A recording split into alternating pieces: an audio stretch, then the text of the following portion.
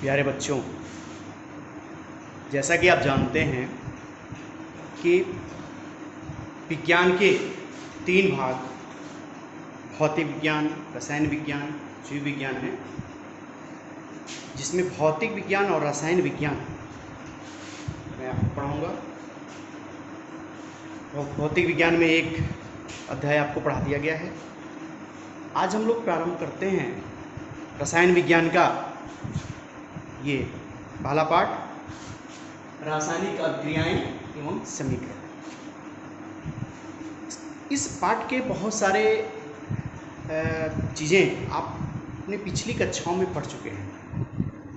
रासायनिक अभिक्रियाएं क्या होती हैं आपने पढ़ा है, रासायनिक समीकरण क्या होता है ये आपने पढ़ा है। लेकिन आपके 10वीं के पाठ्यक्रम में विगत 2 वर्षों से इसको जोड़ दिया गया है, तो इसलिए पाठ्यक्रम का हिस्सा होने के नाते इस पाठ को भी फिर से मैं पढ़ा दे रहा हूँ।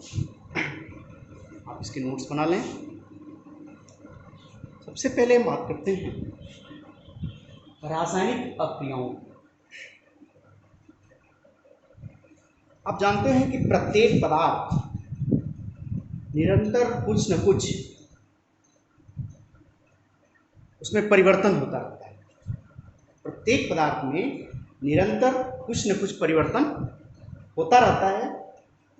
यह परिवर्तन स्थायी भी हो सकता है, स्थायी हो सकता है, उत्क्रमणीय हो सकता है, अनुत्क्रमणीय हो सकता है।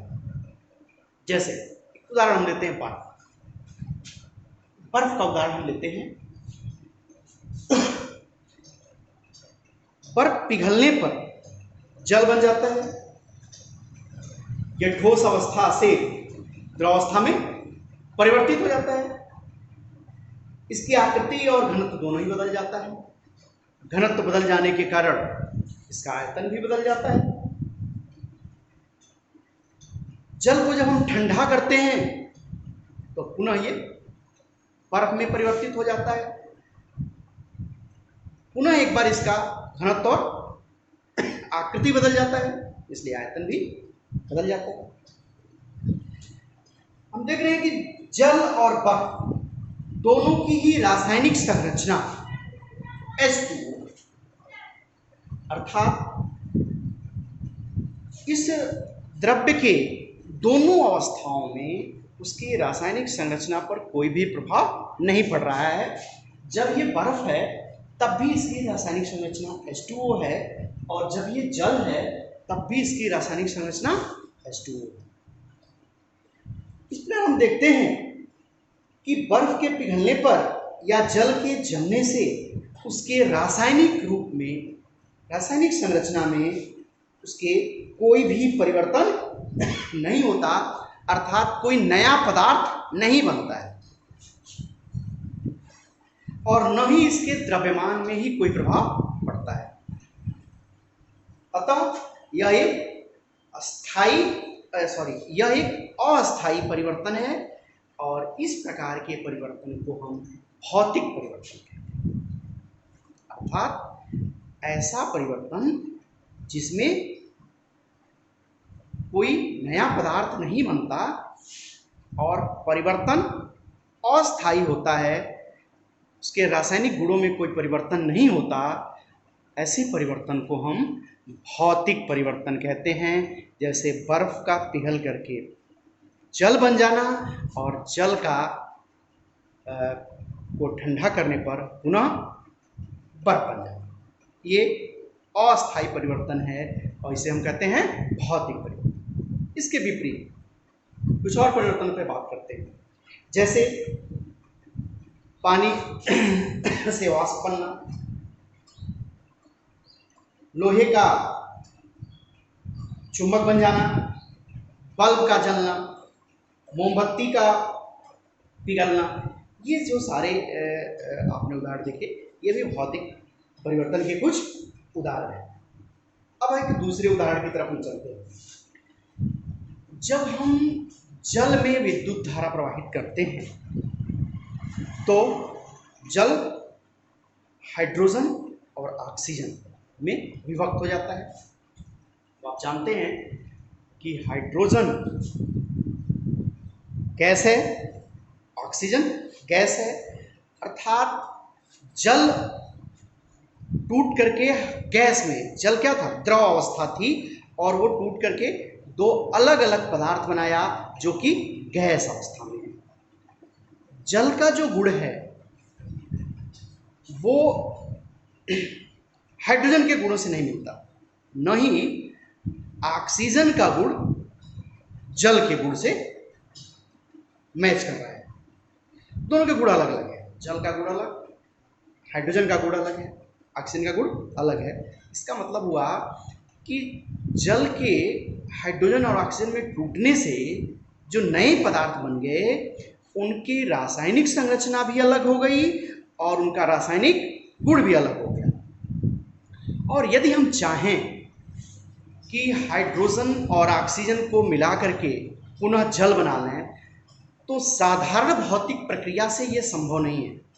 साधारण भौतिक क्रियाओं के द्वारा हम हाइड्रोजन और ऑक्सीजन को मिला करके जल नहीं बना सकेंगे। तो इससे हमने ये देखा कि यहाँ जो परिवर्तन हुआ वो क्या हो गया, स्थायी परिवर्तन हो गया, और जो नए पदार्थ बने उसमें उसके नए पदार्थ के गुण मूल पदार्थ के गुणों से सर्वथा भिन्न हो गए। इस प्रकार के परिवर्तन को हम रासायनिक परिवर्तन कहते हैं।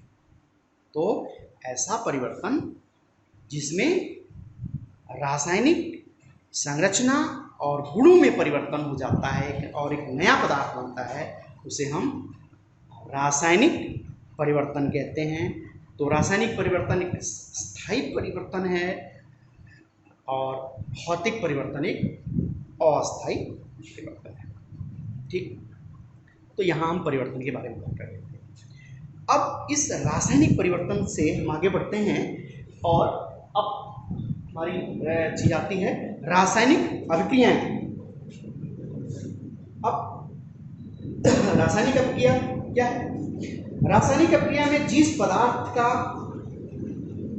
पदार्थों में रासायनिक परिवर्तन हो जाता है उसे हम अभिकारक कहते हैं। रासायनिक अभिक्रिया में जिस पदार्थ का पदार्थों में रासायनिक परिवर्तन होता है उसे हम अभिकारक कहते हैं। और अभिक्रिया के फलस्वरूप जो नया पदार्थ बनता है उसे हम उत्पाद कहते हैं। तो दो शब्द यहाँ आए, अभिकारक और उत्पाद। अभिकारक शब्द आया और उत्पाद शब्द आया। अभिकारक और उत्पाद, तो दो शब्द आ गए। अभिकारक, अभिकारक क्या है कि रासायनिक अभिक्रिया में जिस पदार्थ का या पदार्थों में, जिस पदार्थ का पदार्थों में रासायनिक परिवर्तन हो जाता है, रासायनिक अभिक्रिया में जिस पदार्थ या पदार्थों का रासायनिक परिवर्तन हो जाता है उसे हम अभिकारक कहते हैं, और जो नया पदार्थ बन जाता है उसे हम उत्पाद कहते हैं। ठीक है, तो अब रासायनिक अभिक्रियाएं, रासायनिक अभिक्रियाएं क्या होती हैं? वे अभिक्रियाएं जिनमें पदार्थों के संघटन, गुण और संरचना में परिवर्तन हो जाता है, रासायनिक अभिक्रियाएं कहलाती हैं। वे अभिक्रियाएं जिनमें पदार्थों के संघटन, गुण और संरचना में परिवर्तन हो जाता है, रासायनिक अभिक्रियाएं कहलाती हैं। जैसे जिंक ऑक्साइड है ZnO और इसका H2SO4 पे हम अभिक्रिया कराते हैं ZnSO4 प्लस। ठीक है, अब आपने क्या देखा, ZnO जिंक ऑक्साइड का सल्फ्यूरिक एसिड के साथ क्रिया कराया गया तो बना जिंक सल्फेट प्लस जल, जल बन गया।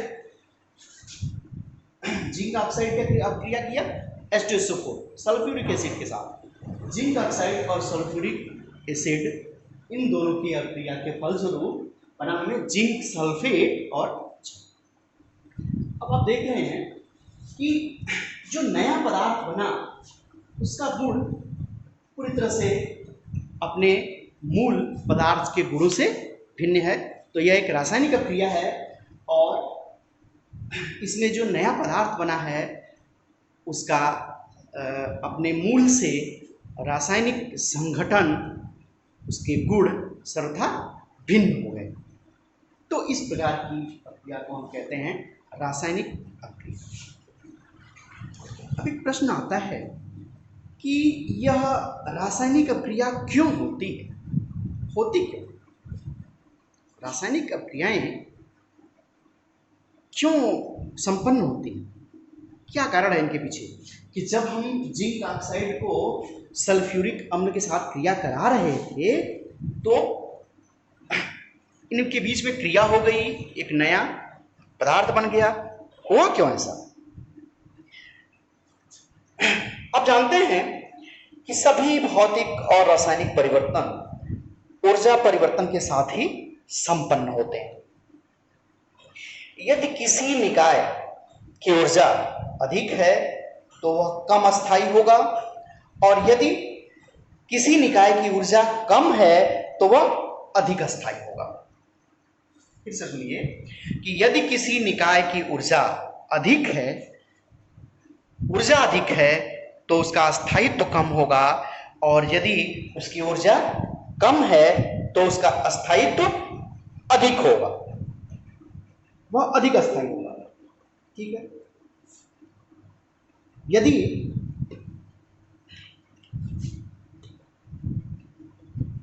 एक चाक के टुकड़े को हम हाथ में लें और हाथ से जब हम छोड़ेंगे तो नीचे की ओर गिर जाएगा। इसका अर्थ यह हुआ कि चाक के टुकड़े की स्थितिज ऊर्जा अधिक है। चाक के टुकड़े की हमारे हाथ में स्थितिज ऊर्जा अधिक है, इसलिए उसका अस्थायित्व कम है, वो कम अस्थायी था और जब भी छूटता है हमसे तो नीचे की ओर गिर जाता है। लेकिन नीचे जब वो किसी धरातल पे किसी स्थान पर गिरने के बाद रुकता है उस समय उसकी स्थितिज ऊर्जा न्यूनतम हो जाती है और वो ज़्यादा स्थायी हो जाता है, वहाँ पड़े रहता है। ठीक है। तो इसका अर्थ आपने ये देखा कि सभी तत्व जब दो या दो से अधिक तत्वों को किसी ताप, दाब या अन्य कारकों के प्रभाव में एक दूसरे के संपर्क में ले आते हैं तो वे अस्थायित्व प्राप्त करने के लिए अन्य पदार्थों में परिवर्तित हो जाते हैं। यदि अधिक अस्थायित्व वाले पदार्थों का निर्माण होता है तो रासायनिक अभिक्रिया संपन्न होती है, और यदि अस्थायित्व वाले पदार्थ प्राप्त नहीं होते तो रासायनिक अभिक्रिया संपन्न नहीं होती। किसी रासायनिक अभिक्रिया में अभिकारकों की मुक्त ऊर्जा उत्पादों की मुक्त ऊर्जा से अधिक होती है और मुक्त ऊर्जा परिवर्तन का मान ऋणात्मक होता है।